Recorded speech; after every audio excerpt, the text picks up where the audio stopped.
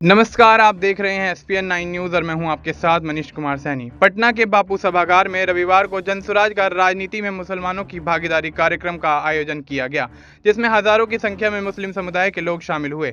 सभा को संबोधित करते हुए जनसुराज के सूत्रधार प्रशांत किशोर ने कहा कि आज की राजनीति और सामाजिक हालातों को देखकर यह कहा जा सकता है कि समय आ गया है, फिर से गांधी, अंबेडकर, लोहिया और जेपी की विचारधारा को पुनर्जीवित करना होगा।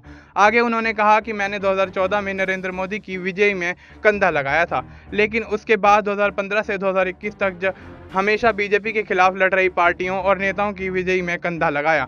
आपको यह जानकारी होनी चाहिए कि मात्र 37% वोटों से ही बीजेपी 3 बार दिल्ली में सरकार बनाने में कामयाब हुई, जबकि देश में तो 80% हिंदू आबादी है। इसका मतलब हुआ कि 40% हिंदू आबादी ने बीजेपी के खिलाफ वोट दिया है। इसका मतलब यह है कि 40% हिंदू ने नफरत की राजनीति करने वाली विचारधारा के खिलाफ वोट दिया है।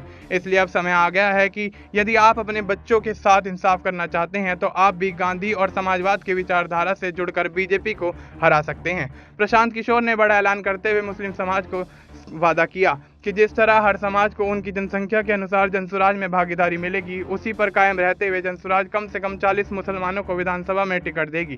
केवल सरकार में ही नहीं, संगठन में भी पूरी हिस्सेदारी दी जाएगी। संगठन का नेतृत्व करने वाले 25 लोगों में भी 4 से 5 मुस्लिम समुदाय के लोग होंगे, जबकि आज जेडीयू, आरजेडी और कांग्रेस तीनों मुसलमानों का वोट लेती हैं, पर आज बिहार में मात्र 19 विधायक ही विधानसभा में हैं। जनसुराज के सूत्रधार ने कहा कि मुसलमानों की आबादी 18 से 19% है। सबने आपसे वोट लिया, लेकिन किसी ने भी आपको ना तो हिस्सेदारी दी और ना ही हक और ना ही आपका विकास किया।